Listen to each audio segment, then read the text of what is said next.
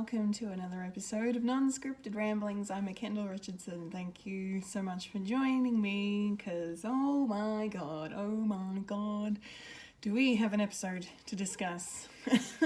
The season finale of Loki, for all time, always.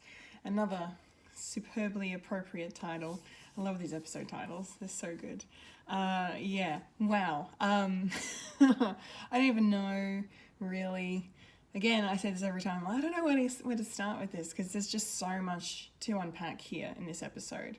So, I mean, I guess I'll just go from the start and keep going through, as I've been doing in my rambling mess. But we'll just say up front, I'm super happy with this episode. I loved it. I enjoyed it through and through. It was so tense watching it for the first time and not knowing what was going to happen. It was brilliantly done. And when I rewatched it, knowing what was happening, I was like, okay, now I can let myself fully enjoy this, because it was precarious. I was so, was I concerned in the first viewing. But alas, the intro of this episode is really, really cool. I immediately started to lose my shit as soon as I heard It's Been a Long, Long Time, which is Steve and Peggy's song from First Avenger and from Endgame, of course, more notably. But the opening kind of, Marvel Studios logo thing just kind of had all of these different quotes from all these different characters across the MCU. And then, that then pulled out and revealed, these gorgeous shots of the universe kind of forming and collapsing and reforming and all of this stuff. It was a stunning visual effect work. I really, really liked it. I was very impressed, and it was just so engaging, and just trying to hear every single quote that's being said was a challenge. But there's quotes from so many different movies and characters in there. I'm not going to name all of them because I can't, but I did hear on the second viewing, I didn't miss it the first time, second viewing I heard Loki say, "We have a Hulk," which is great. But the one quote that got stuck with me the most was the fact that they put in Vision's quote from WandaVision, "What is grief if not love persevering?" That stuck with me quite a bit, because again, if you've seen my WandaVision videos, you know that quote meant a lot to me, and it's one of the best written lines ever, in anything ever, in my opinion. So the fact that they put that in there, I thought that was really, really cool. Nice little reference to something that we've only recently just seen. They also mixed in real life stuff, quotes from real life people like Nelson Mandela, Maya Angelou, and music, popular music over the time, and classical music. So there was a bit of Tchaikovsky in there was a bit of Beethoven, and Kylie Minogue, which I was like, was that Kylie? I'm like, yes, Aussies represent. I should be so lucky you can hear it for 2 seconds. I loved that. I thought it was really cool. I'm a big Kylie fan, so that tickled me quite a bit. But yeah, that opening was great, and then where it shows us kind of the formation of the sacred timeline, and we come out of it, and then we get that beautiful, I want that as a picture on my wall, that beautiful shot of just the Citadel in the background with all of the beautiful purple and white and kind of fluorescentness of the sky around the timeline. And then you've got obviously Loki and Sylvie are just standing in the foreground there of that shot, staring up at the Citadel before them, kind of taking it in and all of that. And I was that is a shot, that is a picture, that is a painting. It looked beautiful. It looks so beautiful. The visuals throughout this entire show have seriously just been amazing. Kate Herron and your crew, man, just absolutely nailing it consistently. So that was a really cool opening. And then an interesting reveal from Sylvie when, she's trying to she's having a moment as she's standing at the door, and they trying to go in, how they're going to go in, she's going to kick the door down, and he's like, I don't think that would make any difference or whatever, and it's But, you know, he and Loki's like, are you okay? Like, because she's not doing anything, she's just standing there. And because this is the moment she's literally waited her entire life for. So it's, yeah, her hesitancy is understandable because she's just kind of, you know, overwhelmed with the fact that she's arrived at this whole thing. And then she says that she was pruned before you even existed, to Loki, which was an interesting reveal. That apparently, yeah, I guess... Yeah, unless she means like before you even existed, as in before you even existed in my life, before I was aware of your existence. I don't know if she means that, or if it's like, no, my timeline, the version of Loki I am, existed millennia before you. That's interesting. And also possible, I suppose, if you're talking multiverse, but yeah, that was really interesting. But I loved how she was just like, I've been waiting for this moment for thousands of years. I've lived thousands of years, and so I just need a second here to just kind of wrap my head around that before we go inside.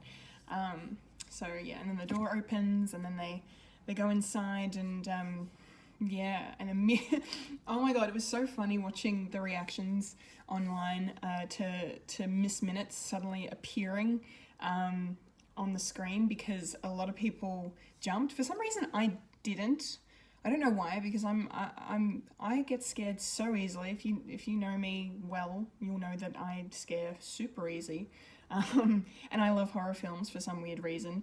And yeah, jump scares usually get me. And the fact that she appeared, for some reason, I was just like, oh snap, Miss Minutes. Like I didn't, yeah. But so many people online freaked the hell out, apparently, by seeing her just appear. And yeah, Tara Strong. I love the way she's, like, how talented she is, and how she brought that to this character, because, you know, Miss Minutes just seems like this, you know, super cheery, you know, kind of friendly, you know, Microsoft Word paperclip person, you know, the DNA strand from Jurassic Park, like, it's all, you know, hunky-dory, but, like, a lot of people were suspecting that she knew the truth behind it all. She was, you know, there was a malevolency to her, so it was cool to have that revealed. But the way she played it, the way she delivered that dialogue, just made the mood so uneasy and so unsafe. And yeah, I really liked it. It was really cool, and it was interesting to hear what she was saying to them. Like, you know, she told them that, you know, who's in charge is. She refers to him as He Who Remains, and that was one of the many theories I saw online about who is behind the TVA, because He Who Remains is in the comics, and I believe he does have something to do with the TVA, but yes, more on that later. So yeah, she tells them that, but then she also offers them a deal and says, look, right now, if you want, I can, like she says to Loki, I can, you know, send you back to New York. You can win. You can beat the Avengers. You can conquer Midgard. If you want the Infinity Gauntlet, you can have it. If you want to kill Thanos, go for it. If you want the throne of Asgard, yes, take your throne. And then she turns to Sylvie and is like, Sylvie, you can have a happy life. You know, you can return to your childhood and live a happy life, have nothing but happy memories, and be fine. You know, but neither of them, you know, want that. I mean, Sylvie probably wants that more than Loki wants a throne now, but I only say that because, you know, I mean, she feels like she's had, you know, she had her life taken from her, and she did, and she's, you know, on a path of vengeance, really. And you do kind of see the way in her face, the way she plays it, Sophia Di Martino plays it, like that she's kind of, I don't know if she's considering it, but it's just the thought of it washes over her, and she kind of has this moment of just like, what if I could have that, you know? I would love that, but that's not why I'm here. And Loki, of course, like this episode was so great in terms of the culmination of his character arc through this entire show. Like, his character development was complete. The first instance of it being here when he's, he says to Miss Minutes, we write our own destiny now. You know, we don't want we want, to do what we want, and we don't want to be, bribed or bartered with.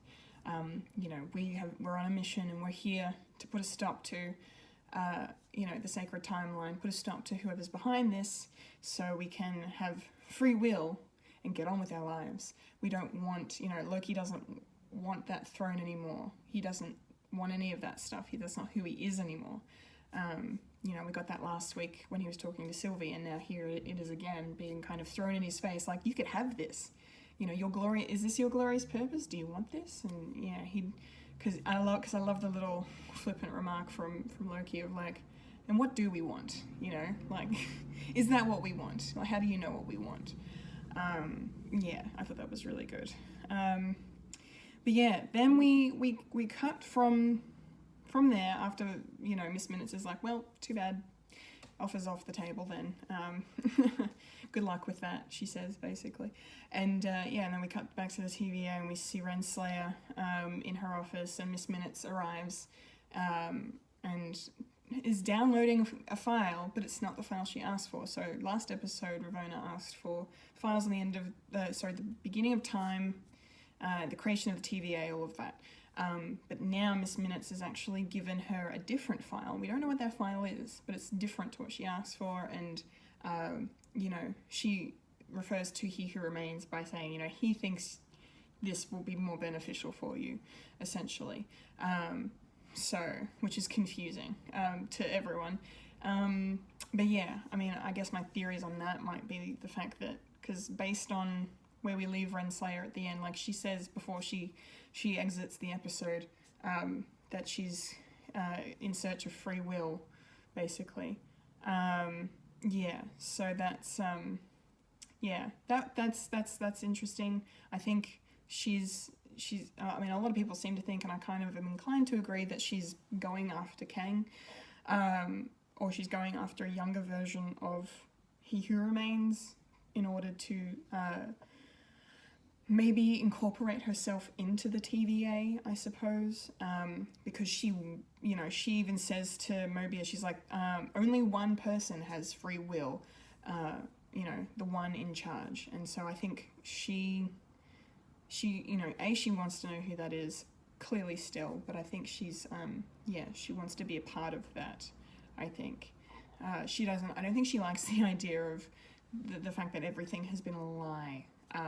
She's kind of come up against that. I might just keep talking about the TVA stuff, because, I don't want to jump around too much. But yeah, Mobius obviously, the end of last episode, he's headed back to the TVA to burn it to the ground, and we get a confrontation between him and Ravonna. And the one cool thing I took away from that is the fact that it kind of gives us a parallel, I think, between Ravonna and Mobius and Loki and Sylvie. The fact that Ravonna clearly, like, she's outraged. She thinks that Mobius has betrayed her, whereas Mobius is like, you betrayed me. But it's all about perspective, right? So, because Mobius is obviously, willing to sacrifice their eons friendship that she says they've had, because it's for the greater good, for free will, all of this stuff. We can't take away people's free will. That's not right. But she, because of what she believes and what she, what she wants, and, her whole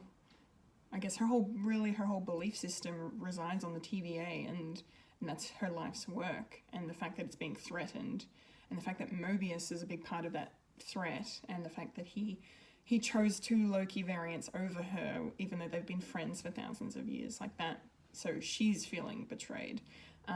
Which you can totally understand why she feels that way. Like, if you've been friends with someone for that long, then why do it? I asked the question in episode 4, like, if, she's like, friendship like ours is rare, doesn't happen, and then she immediately prunes him next scene. But, so she's also willing to put the TVA above their friendship. So there's this kind of, both of their ideals and what they stand for, what they believe they stand for, clashes. And we see the same thing with Loki and Sylvie later on, when they're having their epic conversation, which I'll probably get into a bit more later. But the fact that they're at odds with each other because neither, like, Sylvie can't trust anyone and Loki can't be trusted, and so they're not seeing eye to eye. Like, Loki is Mobius in this situation because he's understanding, and he even says to Sylvie's like, what's happening here is bigger than our experience. Like, he's gotten to a point in his development where he knows about the means of the many outweigh the means of the few, all of that stuff. Like, it's there's the greater good is at stake, the fate of the universe is at stake, all of that. So he's realizing that, and he's believing He Who Remains, which is fine, and I can understand why Sylvie also doesn't. Both of their motivations those moments make sense completely with their characters and completely where their mindsets are in that moment.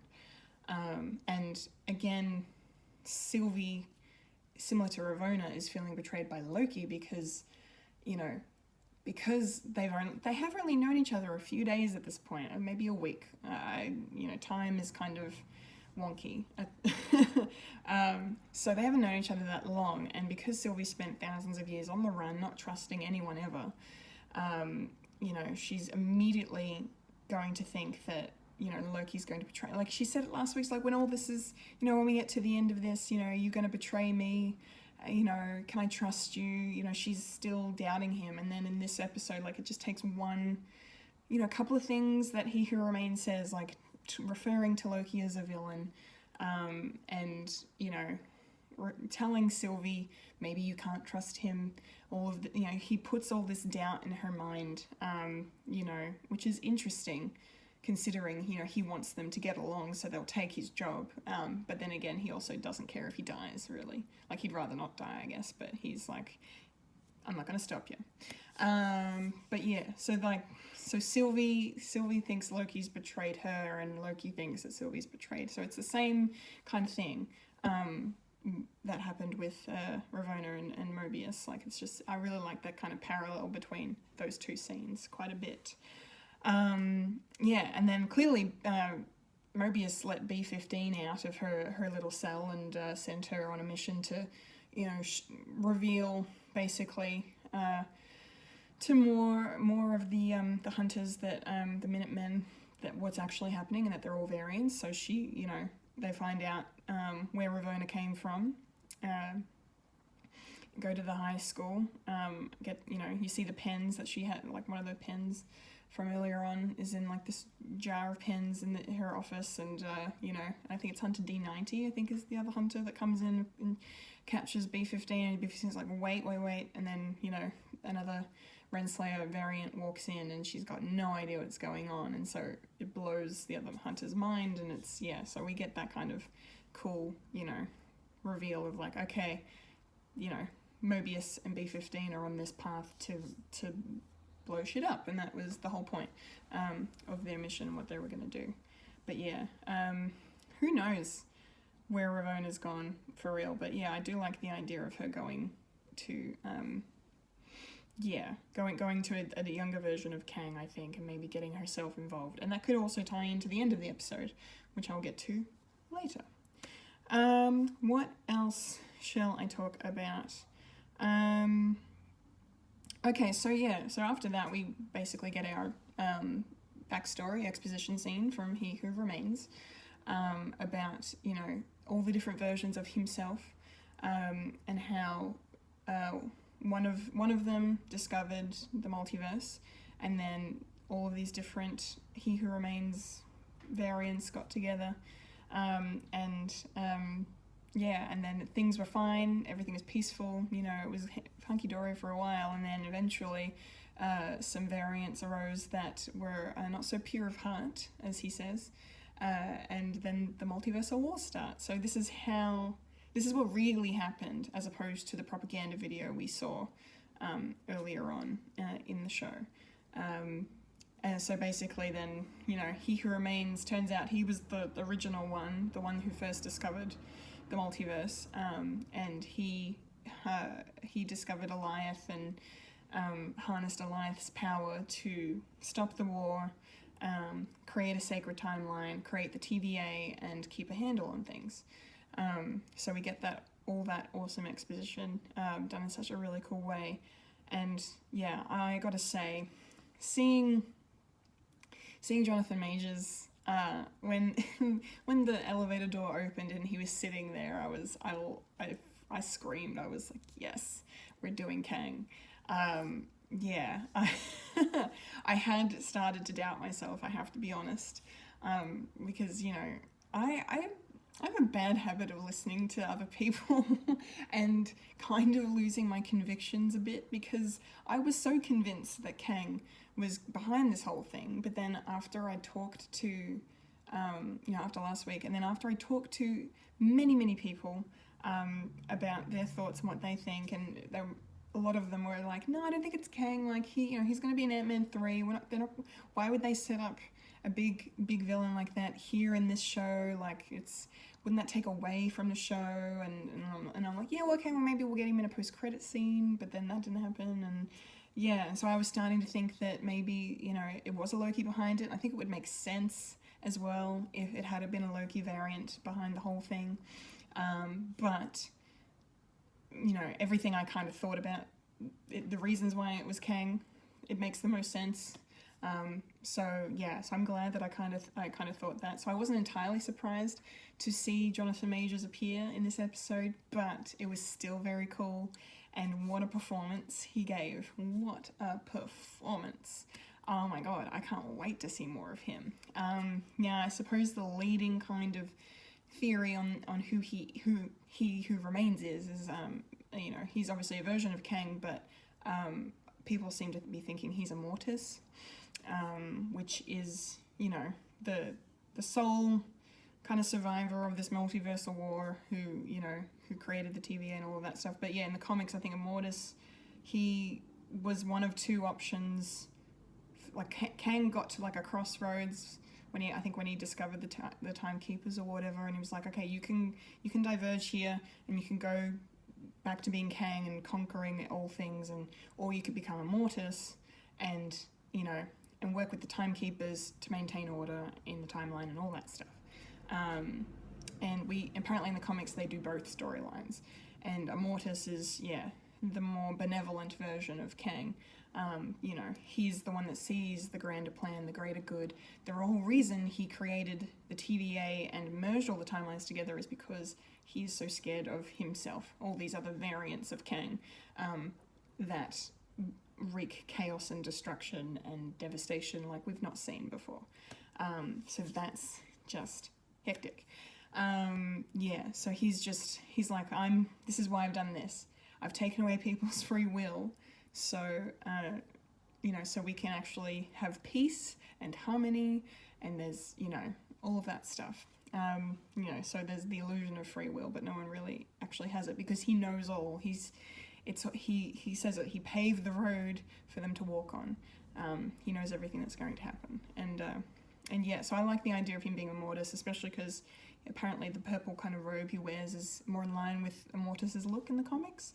So that makes a lot more sense than him being out and out Kang the Conqueror, even though we do get a reference to Kang the Conqueror, because he says, I've been called many things before, a ruler, a conqueror, a jerk, which I thought was funny. But yeah, that was really cool. And I loved the cool effect with using his kind of special tempad that he has to kind of use this like molded liquid metal stuff to kind of, you know, show us, you know, all the, like a visual aid, excuse me, visual aid for his storytelling. But just, like, there was that moment, I've just got to say, the fact that, like, this show slowed right the hell down during these scenes, and I was still on the edge of my seat wondering what the hell's going to happen, because there's that moment where, like, you know, Kang, like he says, we've crossed the threshold, and, are you guys okay, or whatever, or does anything feel different? But, like, the way he's just kind of at his desk, and he, like, the camera kind of slowly goes in and out from him, and he pushes out his little tempad thing, and just is just sitting there, and I was like, what's going on? What are we doing?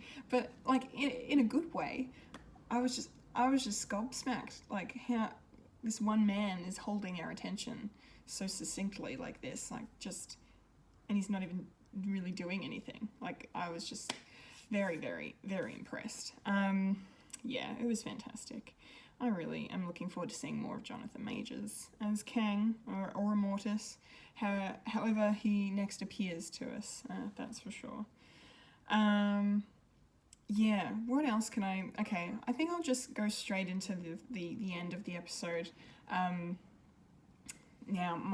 probably my favourite scene, I suppose, because this is like like I said earlier, it's the climax, it's the peak of the development of both Loki and Sylvie's journeys, what their characters have been through, especially Loki throughout the course of, the MCU and then the course of this show, to go from being this, I've just been captured by the Avengers because I tried to take over New York and Midgard, to being broken down to his bare essentials, what he really is, realizing what he really is, and realizing that he wants to do better and he wants to change, like going through this massive development is just crazy, to the point where we get him at the end of the episode where he just doesn't, the old Loki would have been like Sylvie, would have been exactly the same, like, I don't believe you, you're lying, there is no way, like, we're here for one purpose, for one purpose only, and that's to stop you because you have destroyed, everyone's lives. But then Loki has believed, he who remains, has believed his purpose, his glorious purpose of just, no, I've done this because the alternative is so much worse. And Sylvie does not want to hear that for a second. She doesn't want to borrow that. She's like, no. And it's like what I said before, it's like, that's why, it's a nice parallel with Ravonna Mobius, with Loki and Sylvie, because, she doesn't, she doesn't trust anyone. And, this is her mission, this is her life's work, this is what she has always believed in, believed that the TVA were the enemy, and believed that, they could only be evil, really, because they took her life away. I mean, if an organization took your life away, like, you're never going to think of them as anything but the bad guy. So her determination, in spite of Loki's attempts to stop her, like, it makes perfect sense. It's so well written and so well performed.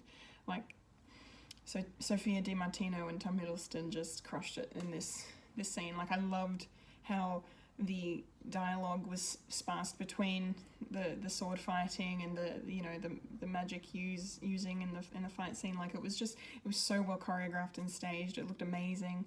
I loved it. I was bloody crying by the end though, because it was just what. That whole thing. I mean, I take notes every episode, right? When I rewatched this episode to take the notes to record for this, I didn't write anything down until it was done. Until Sylvie killed Kang, I couldn't take my eyes off the screen. I'm like, I'm not missing any of this. It's so good. But then of course, we get the climactic moment, like I thought it was a really cool moment, Loki using his powers to stop Sylvie's blade. Huge risk, I gotta say. She could have easily just cut his head off, but thank God. I was panicking. I was like, is she going to kill him? She's gonna kill him. I kept telling myself, I'm like, this is Loki. This is a Loki show. He's gonna die. Because we've seen it so many times, and I was just like, no. But no, it didn't happen. But I loved the way Tom played it, and just said, I've been where you are. Don't ask me how I know, but I know exactly how you feel. Because he's so hurt by the fact that she's saying, you just want a throne. You don't, this was a con all along. I knew I should have never have trusted you. Like, and he's so hurt by that, but he's still willing to go against her and try to make her see reason, because he loves her. out and out, through and through, loves her. And I just love the, moment where he's like, I don't want a throne.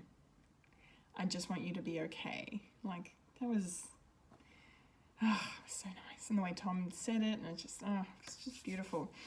And then, because oh God, I'm all over the place with my dialogue here, but I loved that. I loved it.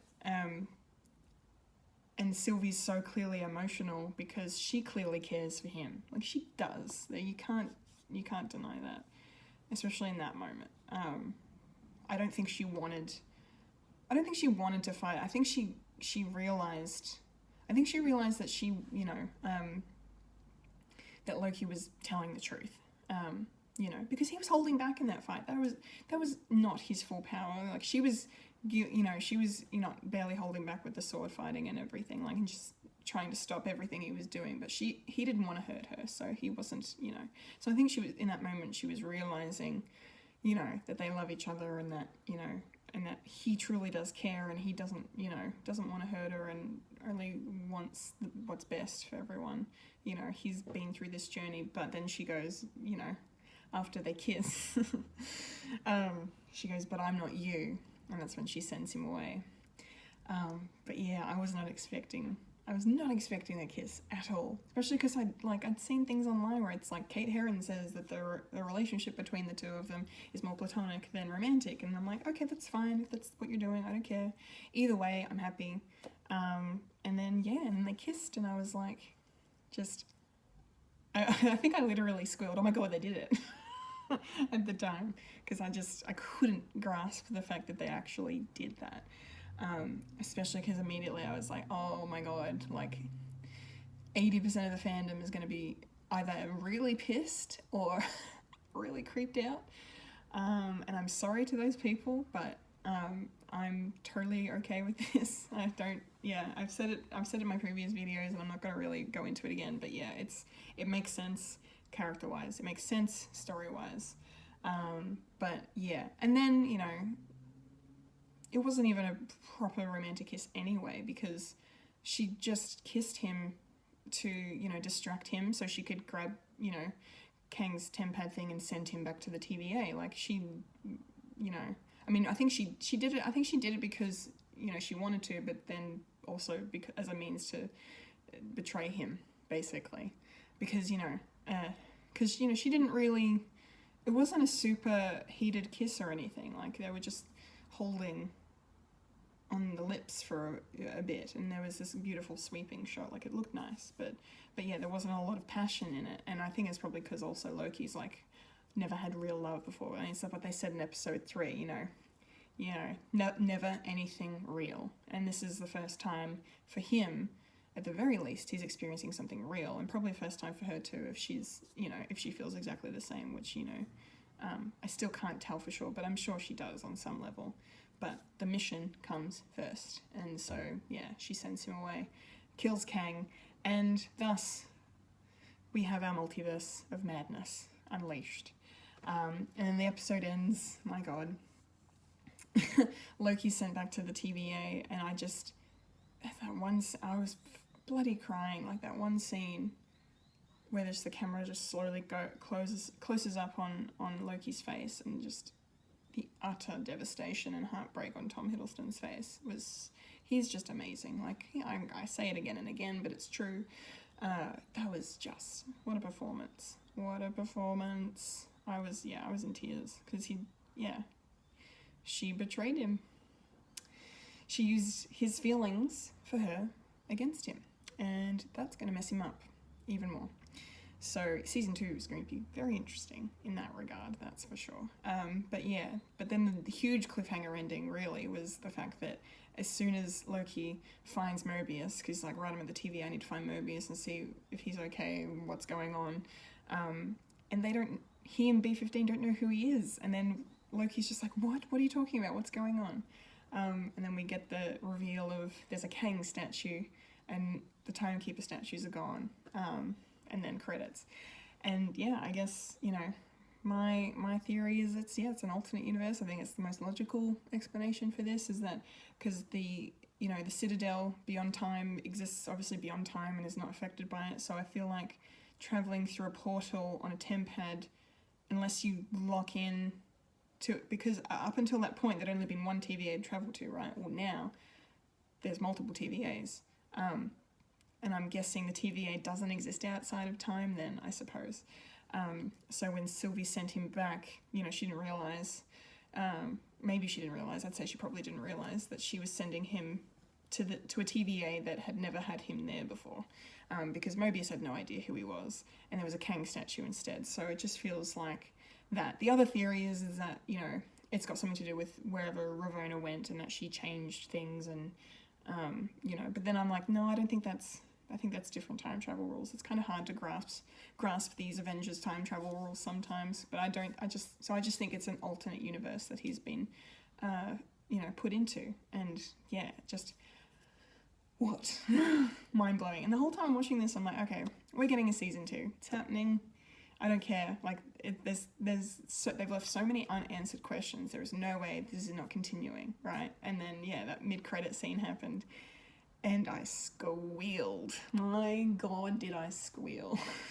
I just jumped up and down. I literally looked at the ceiling. I was like, thank you, Marvel, thank you. Because this show has been a blessing. It has been wonderful, you know. I'm so thankful for it. I know most people, despite, you know, how you feel about the show as a whole, like, you know, people are watching it, people are enjoying it. You know, people are talking about it. It's widely discussed and debated, and it's just phenomenal, and I'm so happy about it. So yeah, the announcement of a season 2, I was not expecting them to announce it then and there. I mean, we got that at the end of Falcon Winter Soldier, you know, like this whole Sam Wilson will return in Captain America 4, you know, sort of thing, or Captain America and the Winter Soldier, you know, all that stuff was announced, you know, following the end of that show, but immediately they're just like, nah, here we go, season 2 is happening. So yeah, who knows when it's going to happen. There's already rumours spreading that Loki's going to be in Doctor Strange and the Multiverse of Madness, which I would love to see. It's kind of been theorised for a while that he might show up there, but I don't know if that's going to happen. We'll see. I guess, I don't know. I also saw something that apparently Loki has filmed 12 episodes and they only gave us 6, and I'm like, no, I don't know about that. I think we'd know if they'd filmed more. I don't know. The internet is full of weird things and rumours and stuff, and I don't believe anything until Kevin Feige himself says, yes, this is happening. But yeah, I don't know. We're going to see Kang again in Ant-Man and the Wasp, Quantumania, which comes out in 2023. And then next year, yeah, it's Multiverse of Madness in March. So, yeah, who knows? Kang will probably pop up again, or Immortus, in whatever form he takes. He Who Remains. And, yeah, and Loki will pop up wherever, I don't know. I mean, I would love to see him in Doctor Strange too, but I don't know if it's going to happen. I don't know. There's too many unanswered questions in Loki for him to just, I think, show up there. I don't know. We'll see. Maybe a post-credit scene. We'll see. But before I wrap up, I'll just say, look, I'm so happy with the show. Again, it's just brilliant. This was a fantastic final episode.